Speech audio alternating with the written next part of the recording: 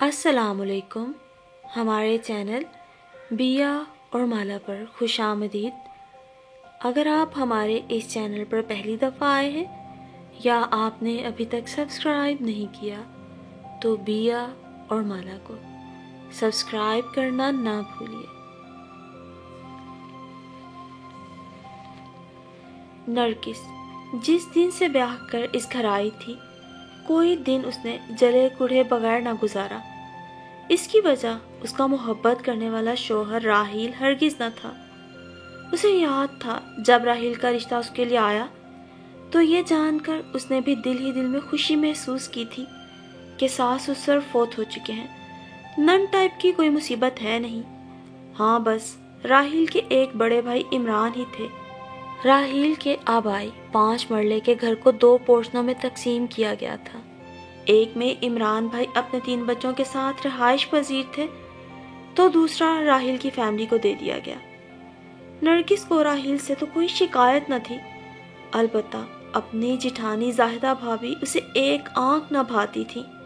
دراصل زاہدہ بھابھی خود کو دنیا جہان کی عقل مند، سوگھڑ اور صابر شاکر عورت مانتی تھی۔ جس قدر نرگس تنہائی پسند اور کمگو تھی، اس کے بالکل برعکس زاہدہ بھابھی کا وسیع حلقہ احباب اور نان سٹاپ بولنے کا شوق۔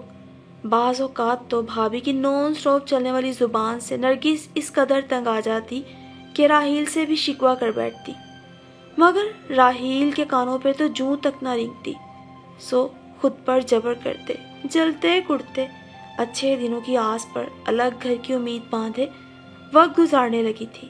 اور اس گزرتے وقت کے ساتھ اللہ نے اسے زیب، عمر اور عبداللہ جیسے 3 انمول ہیروں سے نوازا تھا۔ پھر ہر گزرتے دن کے ساتھ اس پر ذمہ داریاں بڑھتی ہی گئیں۔ بچوں کے ساتھ پورا دن کیسے گزرتا اسے اندازہ ہی نہ ہوتا، لیکن جب رات تھکی ہاری بستر پر آتی تو بند آنکھوں میں ایک خواب چپکے سے آن سماتا، اپنے ایک الگ گھر کا خواب، جسے یوں ہی بند آنکھوں میں سموئے اس نے شادی شدہ زندگی کے سال ہر سال گزار دیے۔ اور وہ وقت آ گیا جب زیب کالج پہنچ گئی تو عمر عبداللہ اسکول۔ عمران بھائی نے بھی اپنی بڑی بیٹی کی شادی کر دی تھی۔ کہنے کو تو بہت کچھ بدل گیا تھا، ہاں مگر نہ بدلی تو وہی ایک چیز جس سے نرگس کو پہلے چڑ تھی، پھر غصہ اور اب شاید نفرت۔ جی ہاں، اس کی جٹھانی زاہدہ بھابھی اور ان کی لاپرواہ بے ہنگم قسم کی شخصیت، جو آج بھی ناشتے کے بعد فون پر بے ہنگم کہکے لگانے کی ورزش جاری رکھے ہوئے تھی۔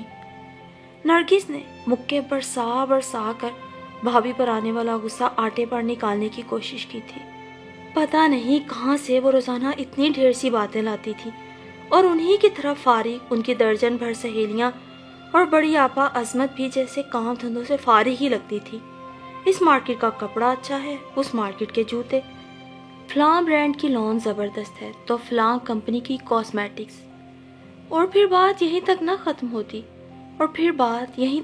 ہوتی، گھر بیٹھے بیٹھے جگہ جگہ کی شاپنگ کے مزے لے کر جب جی بھر جاتا تو شامت آ جاتی خاندان، برادری، آس پڑوس کے ان لڑکے لڑکیوں کی جن کے رشتے ممکنہ طور پر ایک دوسرے سے کروائے جا سکتے تھے۔ اور پھر کچن کے ضروری کاموں سے فراغت پا کر نرگس سکون کی خاطر اپنے کمرے میں آ بیٹھی، لیکن سکون کیسے ملتا؟ ابھی چند گھنٹوں میں زیب کالج سے آنے والی تھی، جس کی آنکھوں میں آج پھر وہی روز کا سوال ہونا تھا کہ کیا اس نے ابو سے الگ گھر کی بات کی، اور روز کی طرح آج بھی نرگس کا وہی ایک جواب ہوتا۔ وہ بے چینی سے کمرے میں ہی ٹہلنے لگی۔ کیوں ہم چاہ کر بھی اپنے بچوں کی خواہش پوری نہیں کر سکتے؟ اپنی تو پوری زندگی الگ گھر کی حسرت میں گزر گئی، لیکن اب بچوں کے وقت بھی وہی نا امیدی۔ جانے زاہدہ بھابھی اور عمران بھائی کو جوائنٹ فیملی سسٹم سے چپکے رہنے میں کیا خوبصورتی نظر آتی ہے۔ جس طرح ہمارے بچے الگ گھر میں سکون سے رہنے کے لیے تڑپتے ہیں، کیوں ان کے بچوں میں یہ احساس پیدا نہیں ہوتا؟ ہم دوسرے گھر میں چلے جائیں گے تو انہیں بھی فائدہ ہی ہے، زیادہ جگہ اور پرائیویسی سب ملے گا، لیکن کیوں صرف میں اور میرے بچے ہی جلتے کڑتے رہتے ہیں؟ ابھی پچھلی رات کی بات ہے جب اس نے راحیل سے بات کی تھی، لیکن ان کا ابھی بھی وہی ایک جواب تھا، عمران بھائی نہیں چاہتے کہ ہم 2 بھائیوں کی فیملیز الگ الگ رہیں۔ لیکن راحیل، ہمارے بچے اب بڑے ہو رہے ہیں، کب تک ہم ان 2 کمروں میں ہی گزارا کریں گے؟ زیب کالج میں آ چکی ہے، اسے الگ کمرہ چاہیے، پرائیویسی چاہیے۔ عمر اور عبداللہ رات دیر تک گیمز کھیلتے ہیں، باتیں کرتے ہیں، وہ بیچاری ڈسٹرب رہتی ہے، اس کا دماغ کھاتے ہیں دونوں۔ کتنی مشکل سے وہ ان کے ساتھ ایڈجسٹ کر رہی ہے۔ ہاں، لیکن اب میں بھائی جان سے کیسے یہ سب کہوں؟ ابھی سال بھر پہلے ہی تو انہوں نے اپنی بیٹی بیاہ کر دوسرے گھر بھیجی ہے۔ وہ سوچیں گے ہم نے تو کبھی بچوں کی پرائیویسی کے چونچلے نہیں اٹھائے۔ ویسے بھی لڑکی کا اصل گھر اس کا سسرال ہوتا ہے۔ جب تک شادی نہیں ہوتی زیب کو جیسے تیسے گزارا کرنا سکھاؤ، اگلے گھر تو اپنی ہر چیز کی مالکن وہ خود ہوگی نا۔ ہاں، جیسے میں ہوں نا یہاں اپنی ہر چیز کی مالکن۔ نرگس نے غصے سے راحیل کو دیکھا۔ اچھا، ہم چھت پہ کنسٹرکشن شروع کروا دیتے ہیں، اوپر 2 کمرے بن جائیں گے تو۔ راحیل نے گویا مصلحت کی کوشش کی۔ کوئی ضرورت نہیں، نرگس نے فوراً بات کاٹی۔ اوپر کا پورشن بن گیا تو نئے گھر کی رہی صحیح امید بھی ختم ہو جائے گی، اور مجھے نہیں رہنا اس بڑ بولی باتوں کی فیکٹری کے ساتھ۔ نہ ان کی زندگی کا اپنا کوئی مقصد ہے، نہ بچوں کے مستقبل کی فکر۔ ان کے بچے کہاں سے آ رہے ہیں، کدھر کو جا رہے ہیں، کچھ پرواہ نہیں۔ بس سارے جہاں کی فکر نہ بس ہماری جان سے ہی چپکی ہوئی ہے۔ پتہ نہیں اللہ ہمیں ایسے لوگوں کے ساتھ کیوں لاب باندھتا ہے جن کی ہم شکل تک دیکھنا گوارا نہیں کرتے۔ نرگس، لاؤن سے زاہدہ بھابی نے اونچی آواز سے پکارا تو وہ جو ماضی کی یادوں میں گم تھی ایک دم سوچوں سے باہر آئی۔ میں نہ ذرا عصمت آپا کے ساتھ مارکیٹ تک جا رہی ہوں۔ وہ پرس میں کچھ رکھتی تیز تیز بولتی باہر نکل گئی۔ نرگس سست روی سے کچن کی طرف چل پڑی۔ زیب کے آنے کا وقت ہو رہا تھا۔ اس نے تھوڑے سے چاول بھگوئے، سوچا لائٹ سا پلاؤ بنا لے۔ کچن میں کام کرتے شاید آدھا گھنٹہ ہی ہوا تھا جب ڈور بیل بجی۔ وہ وال کلاک پر نظر ڈالتی دروازے پر آئی، یقیناً زیب ہوگی۔ اس نے دروازہ کھولا، لیکن یہ دیکھ کے حیران رہ گئی کہ زیب کے پیچھے زاہدہ بھابی بھی تھیں۔ آپ زیب کے ساتھ؟ اس نے کچھ کہنے کے لیے منہ کھولا، لیکن بھابی نے منہ پہ انگلی رکھ کر اسے خاموش رہنے کا اشارہ کیا۔ نرگس نے حیران نظروں سے زیب کی طرف دیکھا۔ اس کی آنکھیں سرخ تھیں اور آنسوؤں کی ایک لکیر اسی وقت بے اختیار اس کے گالوں پہ اتری تھی، جسے انگلی سے صاف کرتی وہ اپنے کمرے میں دوڑ گئی۔ کیا ہوا بھابی؟ یہ جلدی سے ٹھنڈے پانی یا جوس کا ایک گلاس لاؤ، فی الحال کچھ مت پوچھنا، وہ اسے ہدایات دیتی زیب کے پیچھے چلی گئی۔ نرگس خالی دماغ لیے کچن میں آئی، گلاس میں جوس بھر کر کمرے میں آئی تو زیب ہچکیوں کے ساتھ رو رہی تھی۔ زاہدہ بھابی اسے بازوؤں میں لیے پیار سے آہستہ آہستہ کچھ بول رہی تھی۔ نرگس نے گلاس آگے بڑھایا۔ بھابی نے پرس سے گولی نکال کر زبردستی زیب کو جوس کے ساتھ کھلا دی اور اس کا سر گود میں رکھ کر نرمی سے اس کا سر سہلانے لگی۔ نرگس کو اشارے سے لائٹ آف کر کے باہر جانے کا کہا۔ کیا بات ہے بھابی؟ میرا دل ڈوب رہا ہے، جلدی بتائیں۔ کچھ دیر بعد جب زاہدہ بھابی ہلکے سے دروازہ بند کرتی باہر آئیں تو نرگس دوڑ کر ان کے قریب آئی۔ دماغ جیسے آندھیوں کے زد میں تھا، کیا ہو چکا تھا، کیا ہونے والا تھا۔ ادھر کمرے میں آ جاؤ، زیب اب سو گئی ہے۔ وہ اپنا بھاری وجود سنبھالتی اپنے کمرے میں داخل ہو گئی۔ اب بتائیں بھابی کیا بات ہے؟ نرگس نے بمشکل ان کے بیٹھنے کا انتظار کیا۔ زیب کسی لڑکے کے ساتھ تھی، میں نے اسے بس اسٹینڈ کی طرف جاتے دیکھا تھا۔ Bus stand? نرگس کے خاک پلے نہ پڑا۔ وہاں کیا کرنے گئی تھی؟ اور لڑکا؟ بس اسٹینڈ نا آدمی گھومنے نہیں جاتا نرگس۔ وہ اس لڑکے کے ساتھ جا رہی تھی کسی دوسرے شہر۔ جی؟ نرگس کا منہ کھلے کا کھلا رہ گیا۔ میں اور عصمت آپا مارکیٹ جا رہے تھے، ہماری گاڑی اس وقت سگنل پہ کھڑی تھی جب زیب کسی لڑکے کا ہاتھ پکڑے ہمارے آگے سے سڑک پار کر کے بس اسٹینڈ کے اندر چلی گئی۔ عصمت آپا کا اس سے بالکل دھیان نہ تھا، انہوں نے زیب کو نہیں دیکھا۔ مجھے تو بس پل بھر میں خطرے کی بو آ گئی اور یہ بھی جان گئی کہ اگر ابھی یہ موقع ہاتھ سے نکل گیا تو خدا نہ خواستہ بہت بڑا نقصان ہو سکتا ہے۔ بس پھر میں نے فوراً آپا سے اجازت لی اور گاڑی سے نکل آئی۔ آپ نے انہیں زیب کے متعلق نہیں بتایا؟ نرگس قدرے بے یقینی سے بے ساختہ بول گئی۔ پاگل ہوئی ہو، میرے گھر کی عزت داؤ پہ لگی ہوئی تھی، کیا میں اوروں سے شیئر کرتی پھرتی؟ بلکہ اگر وہ زیب کو دیکھ بھی لیتی تو میں کوئی نہ کوئی بہانہ بنا لیتی اور انہیں بات کی سنجیدگی کا احساس تک نہ ہونے دیتی۔ بس اچھا ہوا جو سگنل کھل گیا اور وہ کچھ بھی بول نہیں پائیں۔ بس میں کچھ نہ کچھ کہہ کر ٹال دوں گی۔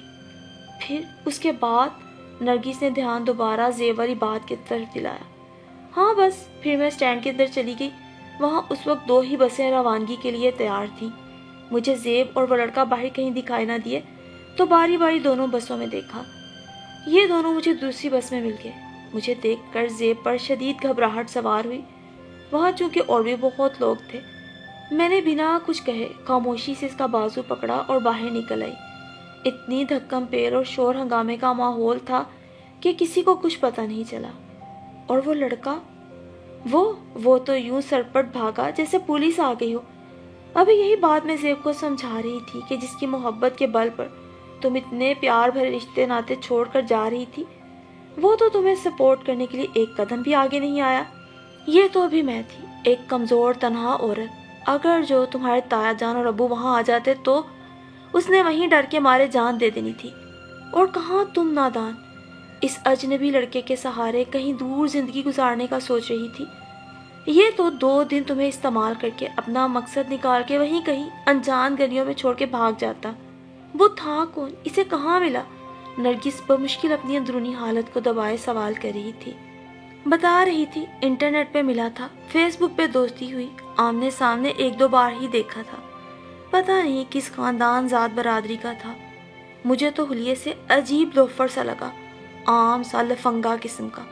عمر بھی کافی کم تھی، شاید 9ویں 10ویں میں پڑھتا ہوگا۔ اب آگے کیا ہوگا بھابھی، عمران بھائی اور راحیل؟ میں نے سب سوچ لیا ہے، تم فکر مت کرو۔ تمہاری پہلی ترجیح صرف اور صرف زیب ہونی چاہیے۔ وہ اس وقت کس ذہنی کیفیت سے 2-4 ہے، کیا سوچ رہی ہے، اس پہ دھیان دو۔ اسے اکیلا مت چھوڑو، پیار اور نرمی سے پیش آؤ۔ کسی قسم کے تانے ڈانٹ پھٹکار کا سوچنا بھی مت، نفسیاتی طریقے سے ہینڈل کرو۔ ابھی بچی ہے، انشاءاللہ جلد سمجھ جائے گی۔ بس میں آج ہی آپا سے بات کرتی ہوں۔ آخری جملہ وہ منہ میں بڑبڑاتی اٹھ کھڑی ہوئی تو نرگس بوکھلا کر ان کے پیچھے آئی۔ کیا بات؟ آپا سے کیا کہیں گی؟ ارے گھبراؤ مت، زاہدہ بھابھی اس پورے دورانیے میں پہلی بار مسکرائیں۔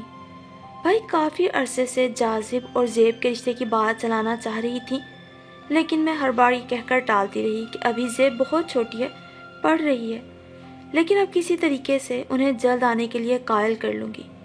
زیب کا جلد از جلد کہیں رشتہ کرانا بہت ضروری ہے، اور جاذب کا رشتہ ہر لحاظ سے بہت اچھا ہے۔ فی الحال صرف منگنی بھی ہو جائے تو اس کی ذہنی رو جاذب کی طرف پلٹ جائے گی، جو اس حادثے کو بھلانے میں اسے مدد دے گی۔ وہ پتہ نہیں اور بھی کیا بولے جا رہی تھی۔ نرگس ہکا بکا ان کی صورت تک رہی تھی۔ آپ ایک ایسی لڑکی سے اپنے بھانجے کا رشتہ کریں گی؟ پاگل ہو نرگس، زاہدہ بھابھی نے تقریباً چلاتے ہوئے اس پہ غصہ کیا۔ خبردار جو زیب کو ایسی ویسی لڑکی کہا۔ اس کی عمر دیکھو، 17 سال کی عمر میں کی گئی غلطی سے کسی کا کردار سامنے نہیں آ جاتا، اور نہ ہی ہمیشہ کے لیے اسے اچھا یا برا ہونے کا سرٹیفکیٹ دیا جا سکتا ہے۔ بیٹھو اور آرام سے میری بات سنو۔ زاہدہ بھابھی نے اسے زبردستی سامنے صوفے پہ بٹھایا۔ اس عمر کی غلطیوں کے پیچھے اکثر ہم بڑوں کی کوئی نہ کوئی کوتاہی ہوتی ہے۔ جب تم اس کے لیے انٹرنیٹ لگوا رہی تھی، میں تب بھی تمہیں کہنا چاہتی تھی تم ذرا جلدی کر رہی ہو، لیکن بس پھر مداخلت کرنا مناسب نہ لگا۔ دیکھو میں انٹرنیٹ یا موبائل فون کے خلاف نہیں ہوں، بھلے ہم نے اپنا دور ان چیزوں کے بغیر گزارا، لیکن اس کے باوجود میں سمجھ سکتی ہوں کہ آج کل کے بچوں اور نوجوانوں کا ان سہولیات کے بغیر گزارا تقریباً ناممکن ہے۔ لیکن بھائی بڑوں کی نگرانی بھی کوئی چیز ہے۔ میرے فرید نے بھی 9ویں جماعت میں آتے ہی موبائل فون کی ضد کی تھی، اور تمہارے بھائی نے اس کی بات مان بھی لی، لیکن تم نے غور کیا؟ میں نے کبھی اس کا موبائل اس کے پاس نہیں رہنے دیا۔ وہ دوستوں سے بات کرنے کے لیے مجھ سے موبائل مانگنے آتا ہے۔ میں نے اس کے موبائل میں ہر ایپ پہ نظر رکھی ہوئی ہے۔ اب تو اسے بھی عقل آ گئی ہے، خود ہی سونے سے پہلے فون میرے حوالے کر دیتا ہے۔ تمہیں بھی چاہیے تھا کبھی کبھار ہی زیب کے پاس جا بیٹھتی جب وہ انٹرنیٹ پہ لگی ہوتی ہے۔ پڑھی لکھی ہو، 2-1 مرتبہ میں ہی سمجھ جاتی کہ انٹرنیٹ پر اس کی مصروفیات کیا ہیں۔ لیکن وہی نا، اکثر والدین محض اس لیے ایسی باریکیوں سے صرف نظر کر جاتے ہیں کہ کہیں ان کے بچے برا نہ مان جائے اور یہ نہ سمجھے کہ والدین ہم پہ بھروسہ نہیں کرتے، اور بس پھر یہی کمیونیکیشن گیپ آگے چل کر بڑے نقصان کا باعث بن جاتا ہے۔ حالانکہ ہونا تو یہ چاہیے کہ ہمارے پاس بچوں کے ہر سوال کا جواب ہو، بچوں کو ہم یہ بات اچھے طریقے سے باور کرا دیں کہ ابھی وہ ناسمجھ ہیں، ان کی رہنمائی ہمارا فرض ہے۔ انہیں زمانے کی اونچ نیچ بتائیں، ان کے ساتھ وقت گزاریں، انٹرنیٹ کے صحیح غلط استعمال پر کھل کے ان سے بات کریں۔ خیر، انہوں نے ذرا دیر کو رک کے سانس لی۔ جہاں تک میرے بھانجے سے زیب کا رشتہ کرانے کی بات ہے نا نرگس، زیب مجھے جاذب سے کہیں زیادہ عزیز ہے۔ وہ میرے گھر کی عزت اور حقیقت میں بہت سیدھی اور معصوم ہے۔ اگر زیب کہیں اور پلی بڑی ہوتی تو شاید میں بھی ایسے واقعے کے بعد اسے برا تصور کرتی، لیکن زیب میرے ہاتھوں میں کھیلی ہے، میری گود میں پلی بڑی ہے۔ اس کی 17 سالہ زندگی کا ایک ایک پل میری آنکھوں کے سامنے گزرا ہے۔ مجھے اس کی اچھائی کے متعلق کسی کی گواہی کی ضرورت نہیں ہے۔ تم بے فکر ہو کر رشتے کے لیے حامی بھرو۔ بھلے آپا میری سگی بہن ہے، لیکن اس واقعے کا انہیں زندگی بھر علم نہیں ہوگا۔ البتہ عمران اور راحیل کو مناسب لفظوں میں بتانا بہت ضروری ہے۔ گھر کے مردوں سے کبھی کوئی بات نہیں چھپانی چاہیے، یہ میرا اصول ہے۔ ویسے بھی کل کو خدا نخواستہ اشارتاً بھی کوئی بات سامنے آ گئی یا وہ لڑکا ہی پریشان کرنے آ کھڑا ہوا تو کم از کم ہمارے مرد معاملات کو اچھے طریقے سے نمٹا لیں گے۔ اب تم جاؤ، دیکھو زیب جاگ نہ گئی ہو۔ بس دھیان رکھنا، ڈانٹو گی تو وہ باغی ہوگی اور پیار سے پیش آؤ گی تو وہ اپنی غلطی پہ شرمندہ ہوگی۔ آگے تمہاری مرضی۔ جی، نرگس ہولے سے سر ہلاتی ضمیر پر دو دو بوجھ لیے وہاں سے اٹھائی۔ پہلا بوجھ اولاد کی تربیت میں اتنی بڑی چوک ہو جانے کا۔ اس نے ندامت سے لب کاٹے۔ زاہدہ بھابھی کے متعلق اتنی نیگیٹو رائے رکھنے کا۔ گزرے 18 برسوں میں اپنی جیٹھانی سے نفرت کا جذبہ ایسے ہر بات پہ حاوی رہا کہ مثبت انداز میں سوچنے کی اس نے کبھی زحمت ہی نہ کی تھی، جبکہ انہوں نے اس کے گھر کی لٹتی بکھرتی عزت پر اپنی محبت کا آنچل ڈالا تھا۔ اگر بھابھی بھی مجھ سے اور میرے بچوں سے اتنی ہی نفرت کرتی ہوتی جتنی میں اور میرے بچے ان سے کرتے ہیں، تو آج نرگس سوچ کے ہی لرز گئی، تو آج ان کے پاس سنہری موقع ہوتا اس سب نفرت کو نکالنے کا۔ لیکن وہ تو میرے اور میرے بچوں سے اتنی محبت کرتی ہیں۔ جس جوائنٹ فیملی سسٹم سے میں اتنی نفرت کرتی تھی اور نکلنے کے لیے برسوں سے ہاتھ پیر مار رہی تھی، آج اسی سسٹم نے بدنامی کا داغ لگنے سے بچا لیا۔ بھابھی کے جملے بار بار اس کے کانوں سے ٹکرا رہے تھے۔ زیب کی 17 سالہ زندگی کا ایک ایک پل میری آنکھوں کے سامنے گزرا ہے۔ نرگس آہستہ سے سوئی زیب کے سرہانے بیٹھ کر اسے باغور دیکھنے لگی۔ آج کی صبح کا آغاز اس نے دن کو برا کہہ کے کیا تھا، وہ دن جو اس کی نظر میں صرف اس لیے برا تھا کہ پھر اس میں بھابھی کے بے ہنگم کہکے اور بے سر پیر کی باتیں ہوں گی، جبکہ وہی دن دراصل اس کی اپنی کوتاہی کی وجہ سے برا ثابت ہوا تھا۔ نرگس سوچنے لگی کہ اس کی جیٹھانی یا جوائنٹ فیملی سسٹم سے کئی حصے بڑھ کر اس کی غلیظ سوچ اور ان کے لیے نفرت قابل نفرت تھی۔ یہ تو ہمارا ہی وطن عزیز ہے کہ جہاں کچھ حد تک خاندانی اقدار باقی رہ گئی ہیں، ورنہ وہ مغرب جو آج ہمیں توڑنا چاہتا ہے خود اپنی ہی بے راہ روی کے ہاتھوں اخلاقی تباہی کا شکار ہے۔ سو ہمیں اللہ کے اس حکم کو سمجھنا چاہیے کہ خون کے رشتوں کو نہ توڑو اور اپنے ارد گرد موجود ان خوبصورت انسانوں سے محبت کرنی چاہیے، نہ کہ جوائنٹ فیملی سسٹم سے یا کسی نیک سادہ دل انسان سے نفرت۔